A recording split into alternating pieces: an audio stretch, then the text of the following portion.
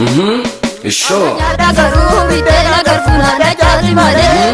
Isho Gera ridivive Yororon sigame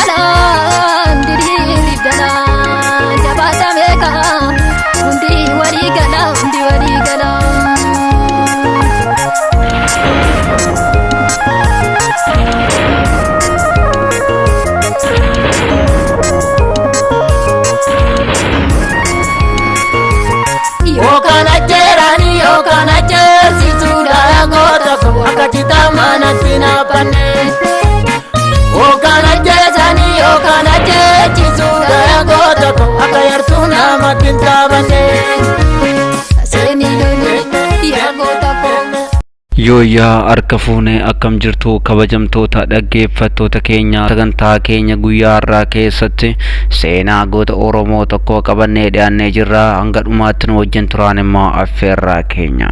Firrisaa abbaa waggaa Feeturaarii firrisaa shuuramuu ta'uu isaanii, abbaa isaanii Feeturaarii shuuramuu, haadha isaanii aadde warqituu abbaa booraa abbaa dooraa irraa godina iluu abbaa booraa duraanii yookaan godina yeroo ammaa buunnoo beddallee jedhamtu keessatti aanaa beddallee ganda qonnaan bulaa Digaajaa keessatti naannoo bara 1876 akka lakkoofsa Habashaatti dhalatan. Buunnoo beddallee gita bittaa isaa jalatti kuffisuuf sirni nafxanyaa Minilikiin hoogganamu yaalii guddaa taasisaa ture. Keessumaa immoo Miniliik mucaa akaakayyuu isaa Iyyaasuu jedhamu gara Feeturaarii shuuramuu yookaan abbaa firrisaa erguudhaan Iyyaasuu fi firrisaan waliin adamoo deemuun hariiroo gaarii uumuuf yaalanii turan. Bara 1926 Minilik xalayaa barreessan diinni biyya keenya weerarteetti waan ta'eef marii waliin qabnaa gara Finfinnee kottaa jedheen. Bara 1926 waamicha gootota Oromoof godhameen Bunnoo irraa fi Tawraarii shuuramuu fi Tawraarii Firrisaa shuuramuu fi Qanyaazmaach Wayyeessaa Finfinneetti waamaman. Garuu dubbeen Minilik shira turte. Jarris achumatti hidhaman. Turtii muraasa booda fi Tawraarii shuuramuu Gootaa mana hidhaa keessatti dhukkuba golfaan qabamanii achumatti waan boqotaniif Finfinneetti awwaalaman. Ijoo seenaa keenyaa du'aan boqochuu abbaa isaaniin gaddi guddaan kan itti dhaga'ame fi Tawraarii Firrisaa Finfinnee irraa badanii gara biyyatti yeroo deebi'anu qabsoo gita bittaa nafxanyaa cimsuu fi biyyi isaanii nafxanyaan akka hin qabamneef kakaasuuf ture. Kanaanis milkaa'anii turan. Keessumaa immoo lafti Oromoo qircamee bulchiinsa isaatiin akka geggeeffamuuf Hayila Sillaasee namicha Nafxanyaa jedhamu bara 1926tti muudee Bunnoo akka bulchuuf ergee ture. Fi Tawraarii Firrisaan garuu dhaga'ee waraana isaa qabachuun laga dhedheessaa irratti waraana isatti banee Nafxanyaadhaan Bunnoorraa deebise. Nafxanyaa waggaa lammaffaa isaatti deebi'ee yeroo dhufu qaree waraanaa baay'ifatee dhufuun lafa dhedheessaa erga qabatee booda Oromoo Bunnoo jiranitti kottaa na simadhaa jedhee erge. Tooftaa fayyadamuun Oromoo gartuu lamatti qooduun Bunnoo kan galee Nafxanyaa yeroo inni dhufus baraan baraas raagoo jilchaa qaree isaa qabatee yeroo dhaqee isa simatu fi Tawraarii Firrisaa shuuramuu yookaan abbaa waggaa garuu didee hafe. Kana boodas Nafxanyaa haala fi Tawraarii shuuramuu fi duuka buutota isaa Bunnoo sodaachisuun akka jaarsummaa araaramutti fakkeesse fi Tawraarii Firrisaa miidhuuf karoorfate. Keeyyoo isaa kan diriirseef immoo baraan baraas raagoo jilchaa yoggaa ta'u innis lamaan keessan walittan isin araarsa jechuun jaarsummaa dhugaa hin qabne sochoosuu eegale. Fi Tawraarii Firrisaa araara jaarsummaa kana fudhatus shakkii waan qabuuf yoom bakka araaraa kanatti ajjeefameef gumaa koo akka itti naaf baaftaniif baraan baraas raagoo jilchaa naaf qabaatii mangashaa wayyeessaatti naaf kennaa jechuu isaatiin fulbaana 26 bara 1929 baraan baraas raagoon qabamanii dhiyaachuun harka mangashaa wayyeessaatti dabarfamanii kennaman. Fulbaana 29 bara 1929tti Firrisaan Qanyaazmaach Wayyeessaa waraana isaanii nyaataa fi dhugaatii barbaachisu hunda qabachuun bakka araaraa yeroo ammaa naannoo Bataskaana Madaanaaleen Beddellee yookaan Nafxanyaa teessoo simannaa bakka sadiitti qooduun sharaxaxuun garagalee loltuu fi Tawraarii Firrisaa bira deemuun amma araara raawwannutti meeshaa keessan bakka biroo kaawwadhaa booda fudhattu jechuun harkaa foosise. Nyaataa fi dhugaatii dhiyaateen boodas Nafxanyaa gara Qanyaazmaach Wayyeessaa Gootaa deemuun fi Tawraarii Firrisaa waliin walii galuu waan hin dandeenyeef nan ajjeesaa ati gadi ba'e yoo jedhuun Qanyaazmaach Wayyeessaan garuu lakkii isa du'aaf kennee ofiifis hin jiraadhu Bunnoonis natti kolfa du'a taanaan walummaan duuna garuu du'a kana dhiiratu nu ajjeeses hin jedhu jedheen. Waamichi araaraa ajjechaaf ta'e kanaatti Nafxanyaa erga fi Tawraarii fi Qanyaazmaach Wayyeessaa walirratti ajjeeseen booda garee loltuu meeshaan isaanii harkaa fuudhame namoota 22 bakkuma tokkotti daaraa taasise. Mangashaa Wayyeessaas dhukaasa ajjechaa gootota Oromoo irratti raawwatamaa jiru akkuma hubateen baraan baraas raagoo ajjeesuun yeroodhuma sana gumaa isaanii baase. Nafxanyaa reeffa fi Tawraarii Firrisaa fi Qanyaazmaach Wayyeessaa lafarra harkisuun Oromoo kana ilaalii jiili jedhee labse.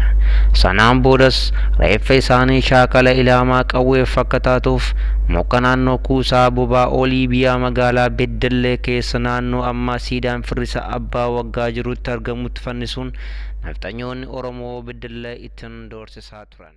Oromoon macaa gara dhiyaa jiran farra diddaa nafxanyummaa irratti gochaa turaniin gatii guddaa baasaniiru. Har'as baasaa jiru. Oromoon macaa jalqabuurraa kaasee farra nafxanyaa ta'uusaa har'as ilmaan Oromoo dhiyaa fi kibbaa argamtoota sirnichaa waliin wallaansoo keessa jiru.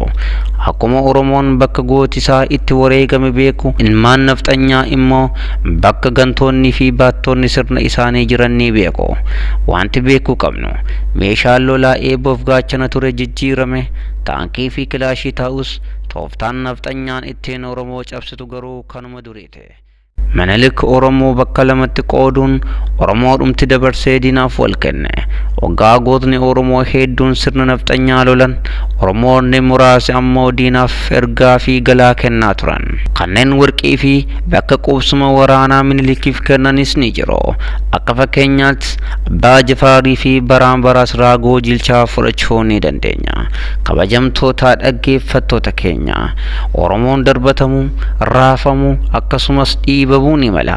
Garuu lammata harka nafxanyaatti kufuun isaa ammoo abjuu warra baattoo sirnichaa ta'ee hafa malee Oromoon dhumee lafti qullaa taatee akaakayyuun Minilika biyyi qofti irra jiraata malee ammaaf har'aaf akka abjuu qofatti abjoochuu ni danda'u jenna.